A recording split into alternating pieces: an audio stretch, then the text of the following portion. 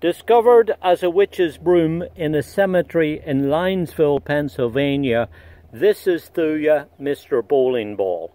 And with that name, I think it says it all because it's incredibly descriptive. This plant grows into a rounded, compact mound that just looks like a bowling ball.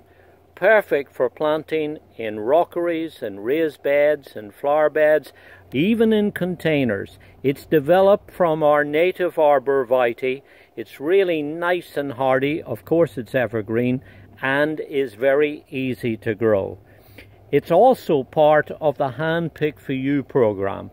This is a certified plant, comes with extra reassurance. It means that it's one that's gone through a testing and trialing procedure, and I can tell you that it's a really delightful and very interesting little plant for you to be able to grow in your garden.